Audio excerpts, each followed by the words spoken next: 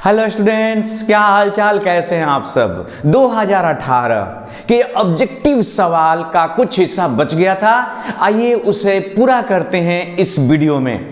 Students, हमने question लिख दिया हुआ है। हाँ, एक बात बता दें, मैंने तो आपका हाल चाल पूछा ही नहीं। सब बढ़िया, मजे में है ना। ये बहुत जरूरी है, एक दूसरे से बातें करना, एक दूसरे को समझना। तो दोस्त, मुझे यकीन है आप ठीक होंगे, बढ़िया होंगे। देखो, कैनिजारो प्रतिक्रिया नहीं दिखलाता है, तो सबसे पहले तो ये जानना होगा कि कौन सा कंपाउंड, किस तरह का कंपाउंड कैनिजारो प्रतिक्रिया दिखाता है, रिएक्शन दिखाता है, तब ना बात चलेगी कि कौन नहीं दिखाता है।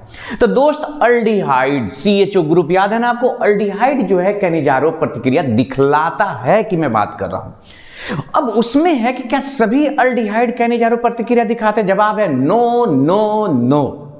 एकदम क्लियर सुन लीजिए, सभी अल्डिहाइड कैनिजारो प्रतिक्रिया नहीं दिखाते हैं। वे अल्डिहाइड ही कैनिजारो रिएक्शन दिखलाते हैं जिसमें अल्फा हाइड्रोजन नहीं हो। सुनिए, नोट कर लीजिए, वे अल्डिहाइड कैनिजारो रिएक्शन शो करेंगे, दिखलाएंगे, परफॉर्म करेंगे, उसे हो के गुजरेंगे जिसमें अल्फा हाइड्रोजन न हो। तो दोस्त, आइए जरा एक एक करके चेक ही कर लेते हैं, इसमें क्या जाता है आपका। ये बाउंड्री मैंने खींच दिया, यही मेरी सीमा है। तो देखिए, फॉर्मल्डिहाइड सिंपल, क्या इसमें अल्फा हाइड्रोजन है?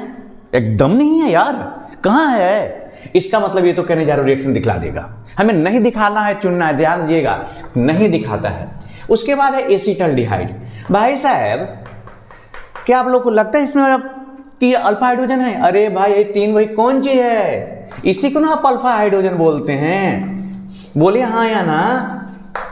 तो ये तो नहीं दिखलाएगा, सिंपल। अच्छा, ये थोड़ा मजा लिया जाए, आगे बढ़ के देखा जाए क्या है।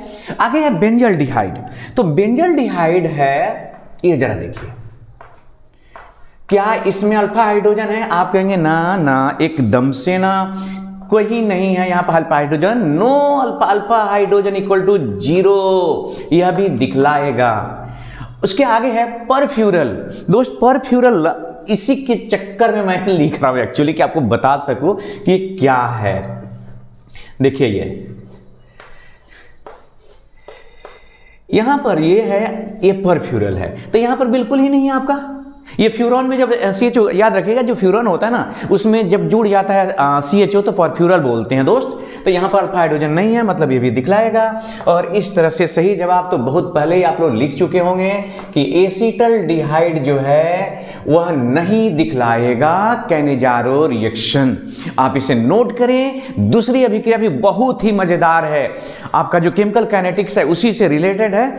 तो आइए मिटा देते हैं हम। नाम तो लिखेंगे, मिटाएंगे ही, आप जानते ही हैं। और जब जब मिटाते हैं तो मुझे एक बात याद आता है, वो भी आप लोग जान ही चुके होंगे।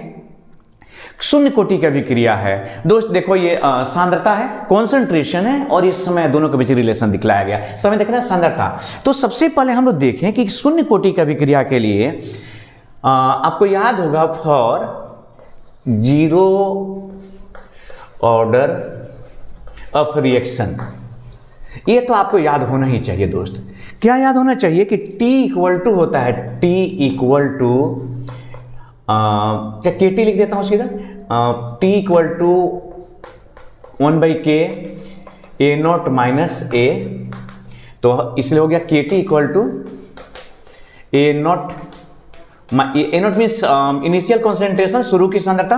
दोस्तों जरा देखो, तो आप जरा ध्यान से देखिए, हम A इक्वल टू लिखना चाहते हैं कॉन्सेंट्रेशन, चूंकि हमें एक रूप में दिखाया गया ना, तो माइनस KT प्लस A0। अच्छा, एक बात बता दें, माफी चाहेंगे आप लोगों से, अगर आपको नहीं लिखने निकालने नहीं आता, आपको ग्राफ खींचने नहीं आता, तो इस सवाल का जवाब नहीं बन पाएगा। आपको ग्राफ आना ही चाहिए। y बराबर mx प्लस c। बहुत सारे स्टूडेंट्स आप कुछ जिनको मैंने पढ़ाया। अच्छा, एक बात और बता दें, YouTube पर ही हमने एक ग्राफ करके टॉपिक वीडियो बनाया हुआ है, उसमें नहीं सबका ग्राफ मैंने आपको सिखाया हुआ है, आप जाके वहां से देख सकते हैं। अब मुझे नहीं पता कौन सा है, देखिए y हो गया, ये देखिए माइनस m हुआ ना, तो माइनस में है, x हुआ, और ये हो गया c हो गया। तो जब m माइनस में जाता है ना ग्राफ, तो ऐसे हो जाता है दोस्त। जरा देखिए, ये a हो गया, मतलब नेगेटिव जाएगा, इसका जो टेंजेंट होगा, और यहाँ पर तो t है, ये है tan theta equal to minus m है, यहाँ पर सॉरी m की जगह पर क्या है, k है।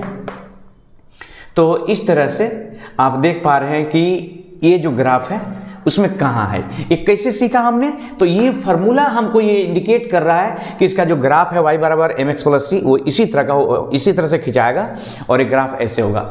अगर इस ग्राफ की प्रैक्टिस नहीं है आपको y बराबर mx प्लस सी वाला, तो थोड़ा आपको लगेगा कि इसको रटना है, एकदम से नहीं रटना, एकदम कंसेप्चुअल क्वेश्चन है दोस्त ये।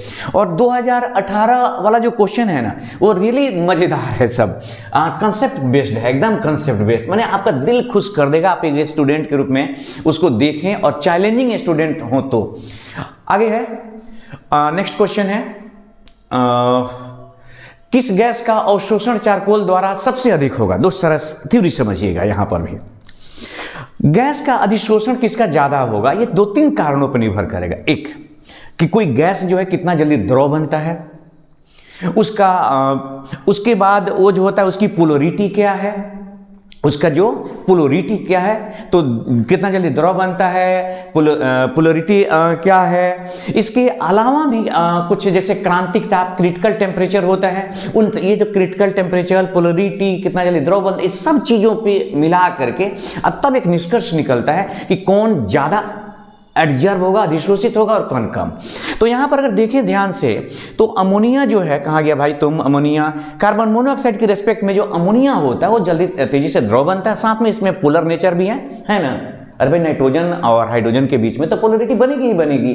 तो इस तरह से ये एक सिंपल सा कंसेप्ट पर बेस्ड है कि इसका जो है अधिशोषण ये दिए गए कंपाउंडों में सबसे ज्यादा होगा, तेजी से होगा। उसके बाद एक बेहतरीन क्वेश्चन है 14 नंबर क्वेश्चन, आइए स्टूडेंट समझते हैं। क्वेश्चन है कि रेट दिया गया है, रेट इसको आप आर भी लिख सकते हैं, आर बराबर के बराबर इतना दिया गया है, ये द dx बटा dt दिया है ना। तो लिखा है कि पीएच का जो वैल्यू है 2 से 1 करने पर अभिक्रिया का दर जो है 100 गुना बढ़ जाता है। तो अभिक्रिया की कोटि बतानी है, एकदम बेहतरीन क्वेश्चन है, मजा आ जाएगा अगर आप केमिकल काइनेटिक्स के चैप्टर को जो न्यूमेरिकल्स है उसको बनाने में रुचि रखते हैं। तो आइए मैं कोशिश करता हूं कि आपको भी ये आनंद आप तक जाए, आइए जरा महसूस करने की कोशिश करते हैं इस मैथ को, इस सवाल को। दोस्त आइए जरा मजा लिया जाए। आप बचपन में पढ़े हुए हैं कि पीएच इक्वल टू होता है लॉग हाइड्रोजन आयन की कॉन्सेंट्रेशन के पावर -1, ठीक है।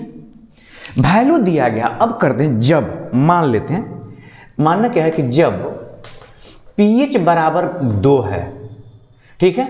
तो देखिए तो जरा pH बराबर 2 हुआ तो log H प्लस आयन का कॉन्सेंट्रेशन का मतलब कि 2 हो गया, ये pH का तो वैल्यू दिया हुआ, pH बराबर इतना होता है। अच्छा दोस्त जरा देखो तो 2 को क्या हम लोग मैथ थोड़ा सा जानना ही पड़ेगा तब जाके मजा आएगा। हम तो log 100 लिख सकते हैं ना, log 100 का वैल्यू 2 होता है ना, बोलिए। अरे भाई log 100 का वैल्यू 2 होता है, बस याद रखिए और कुछ नहीं। इसका मतलब कि सॉरी ये माइनस है कि H प्लस आयन के जो कॉन्सेंट्रेशन के पावर -1 इक्वल टू हो गया 100। तो हम लिखेंगे H प्लस कॉन्सेंट्रेशन तो 1/100 मतलब कितना हो जाएगा, आप 10 के पावर -2 लिख दें। तो अब जरा देखिए हमको ये पता चल गया कि H प्लस आयन का कॉन्सेंट्रेशन कितना है। तो जरा देखिए तो रेट क्या लिखा है यहाँ पर, जरा ध्यान से देखिए। हम मान लेते हैं कि nवें ऑर्डर का रिएक्शन है, ठीक है। तो अगर nवें ऑर्डर का अगर रिएक्शन है, अगर एक कोटि है तो R इक्वल टू K और हाइड्रोजन आयन का कॉन्सेंट्रेशन जो वहां पर दिया गया है 10 टू पावर n का, तो वो हो गया कितना, 10 के पावर -2 और पावर हो गया n। इसको ऐसा करते हैं कि क्वेश्चन फर्स्ट समझ लेते हैं, उसके बाद फिर कहा जाए कि अभिक्रिया की जो कोटि है 1 हो जाती है। तो मान लीजिए कि जब वो pH इक्वल टू 1 हो गया तो सिमिलरली H प्लस का कॉन्सेंट्रेशन कितना हो जाएगा, 10 टू पावर -1। लेकिन जब pH 2 से 1 हो रहा है तो रेट कितना हो गया, 100 टाइम्स हो गया। तो इसको अगर R माने हैं तो ये कितना हो जाएगा 100R। तो 100R हो गया K 10 टू पावर -1 के पावर 1, इसको सेकंड समझिए, ठीक है। अब क्या करते हैं कि 2 में अब भाग दे देते हैं सेकेंड बाई 1 से, आराम से निकल जाएगा। देखिए ना आप, यही समझना होगा, एक बार फिर से कर देखिए, ये लॉग का फॉर्मूला होता है, ठीक है। प्रश्न में pH बराबर 2 तो pH का मान 2 का मतलब होता है कि pH का तो वैल्यू ये हो गया, तो 10 log 100 का मान 2 हो गया। इसका मतलब क्या कि H प्लस आयन के कॉन्सेंट्रेशन का वैल्यू कितना हो गया, 10⁻⁻2 हो गया। अरे भाई ये पावर इधर -1 से इधर कर दे, 1/100 10⁻⁻2 हो गया। तो इसका मतलब R बराबर वो जो दिया हुआ रेट का बराबर ये हमने लिख दिया, ठीक है। अब pH का मान हमने कर दिया कितना, तो 1 एक बार लिया, क्योंकि 2 से कितना हो रहा है, 1 हो रहा है, तब 1 हो गया। तो इस तरह से R का वैल्यू ये 100 हो जा रहा है, उसके 100 गुना हो जा रहा है, तो भाग दीजिए 2 में, तो 100R बटा R इक्वल टू K 10⁻⁻, देखिए 1 इंटू N बटा K 10⁻⁻2 के पावर N। K से K कट गया, R से R कटा, और देख रहे हैं कितना हो जाएगा ये -10⁻⁻n बटा 10⁻⁻2, n ऊपर कितना हो जाएगा 10⁻n हो गया। ये सब किसके बराबर मुझे माफ करिएगा, 100 बराबर हो गया 10⁻n, तो इसका मतलब आप क्या लिखेंगे बताइए, 10 के पावर 2 बराबर 10 के पावर n, इसलिए n इक्वल टू 2। देख रहे हैं मजेदार क्वेश्चन, लेकिन आपको प्रैक्टिस करना होगा, इसको मैं बता रहा हूं कि प्रैक्टिस करना होगा, और रियली बहुत ही मजेदार। अगर इस क्वेश्चन में आपको अगर कहीं कंफ्यूजन लग रहा है, हो सकता है कि ऑब्जेक्टिव बनाने के चक्कर में, जल्दी बनाने के चक्कर में मैं थोड़ा जल्दी कर रहा हूं, ये तो बात सही, इसमें कोई दो राय नहीं है। अभी देखिए अगला क्वेश्चन, एक और लंबा सा क्वेश्चन मैं देख रहा था अभी, तो उसको मैं बहुत संक्षेप में आपको बताऊंगा। तो अगर आप चाहते हैं इसको डिटेल से समझा जाए तो आप मुझे बताएंगे, तो मैं इसको अलग से एक वीडियो बना के आप तक आप पहुंचा दूंगा। तो बात कर रहे थे इसका वैल्यू हो गया कितना, तो कहाँ गया भाई तुम दो।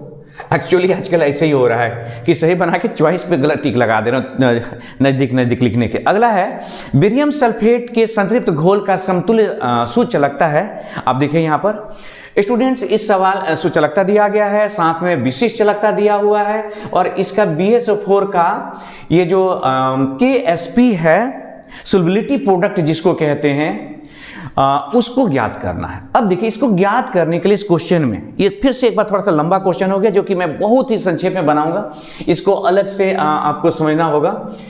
इस क्वेश्चन का पहले स्क्रीनशॉट ले लीजिए, ठीक है, ओके हो गया, चलिए ठीक है। अब देखिए आपको सबसे पहले इस क्वेश्चन में निकालना होगा मोलरता।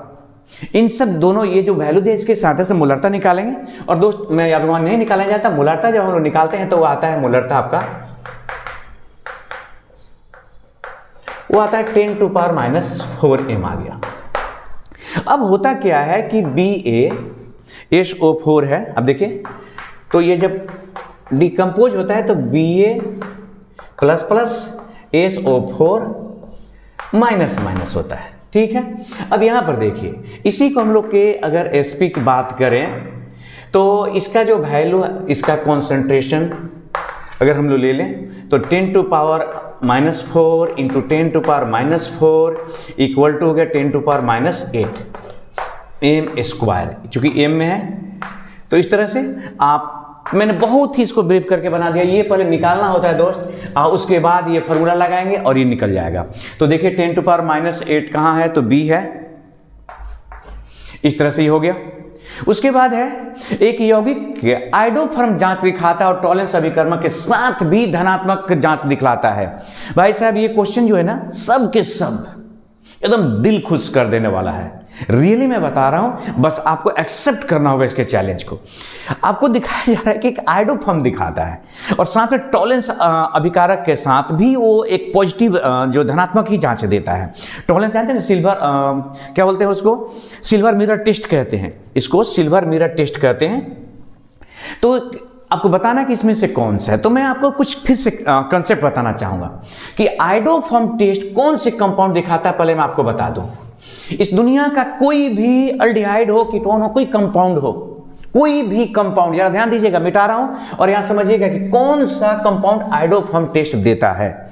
तो कोई भी दुनिया का कंपाउंड अगर उसमें ये ग्रुप मौजूद है, कम से कम एक तरफ ही CH3 है, दोनों तरफ हो जाए तो और मजे कोई फर्क नहीं पड़ता। अगर ये ग्रुप मौजूद है तो ये आइडोफर्म टेस्ट देगा, आइडोफर्म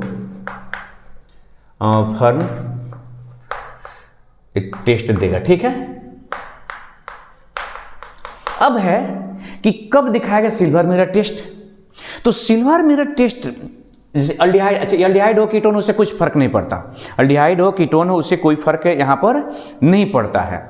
अब क्या है कि सिल्वर मिरर टेस्ट के लिए जो आवश्यक जो चीज़ है वो ये है कि CH अल्डिहाइड दिखाएगा, पहली बात अल्डिहाइड ही दिखाएगा, और अल्डिहाइड में जो है यहाँ पर देखिए ये H रहे या अमर R रहना चाहिए, बस ये सिल्वर मिरर टेस्ट दिखाएगा।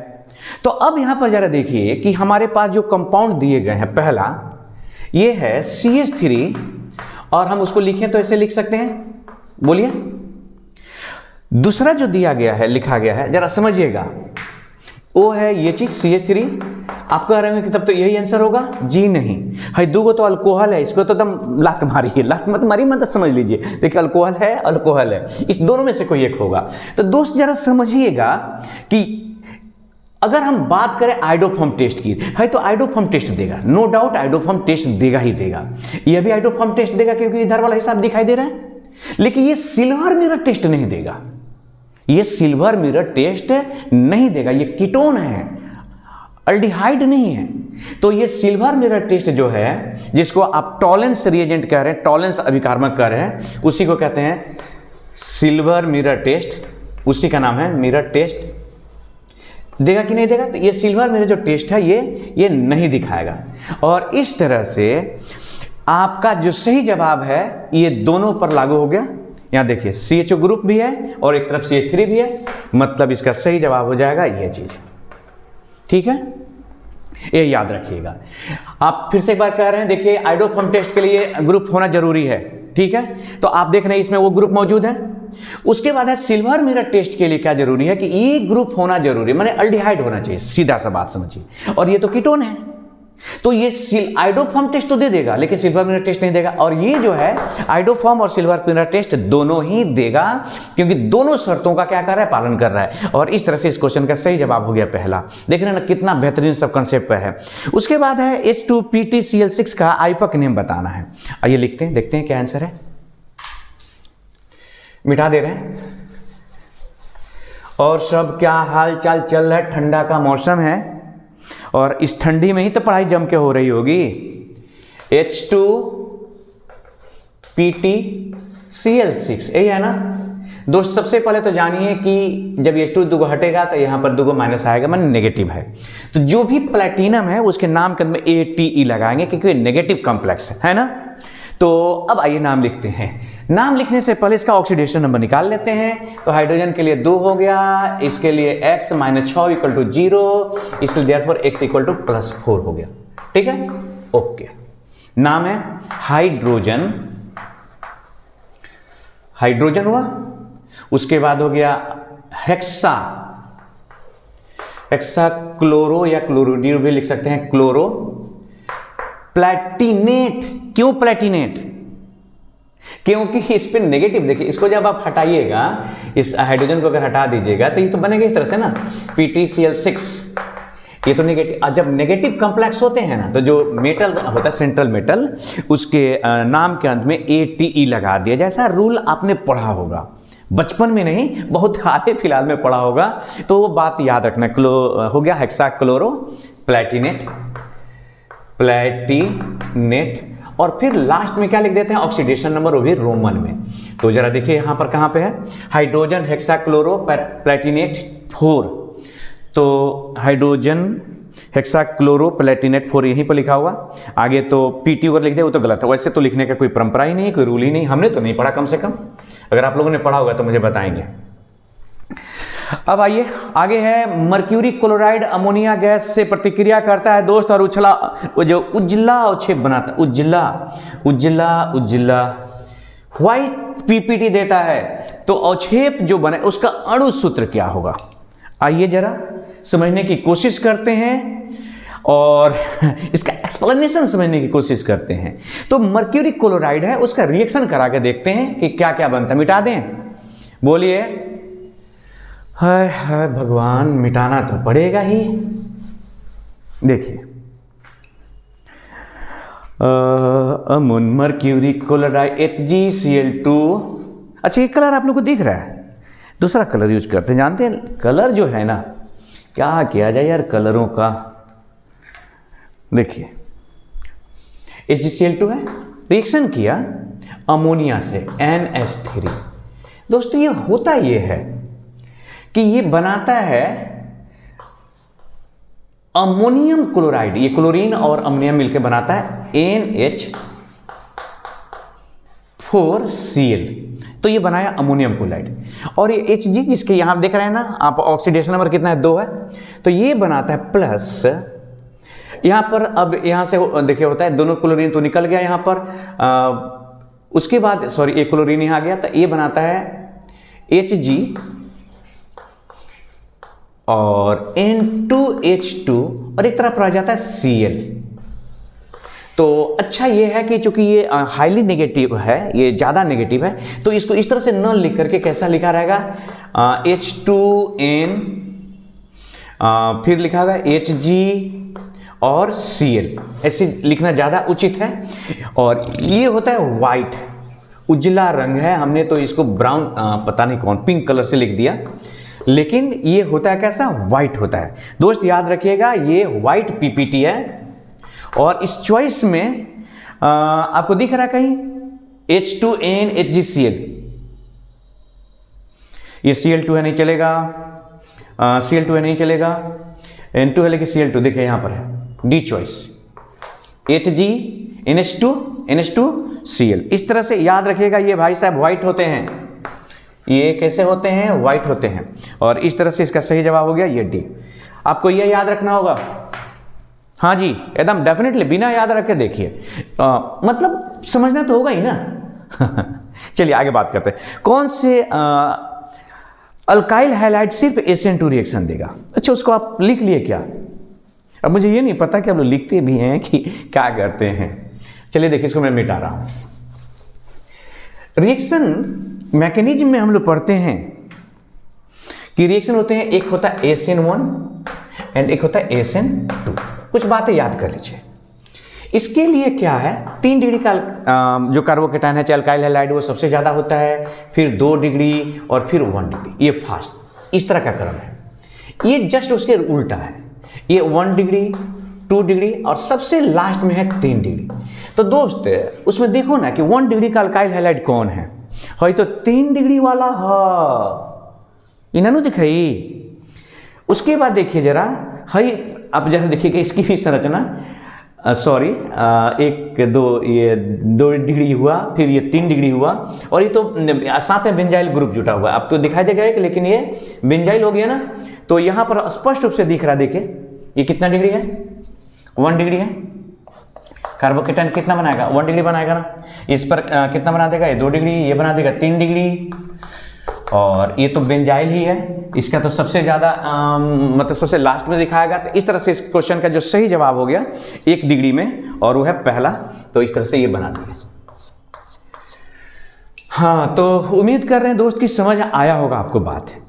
अगर उसके बावजूद जो है थोड़ी बहुत समस्या रह गई हो कहीं, जैसे कि मैंने कहा कुछ जो न्यूमेरिकल्स हैं उसमें समस्या हो सकती है, बाकी तो कहीं नहीं होना चाहिए जहाँ तक हमें लग रहा है।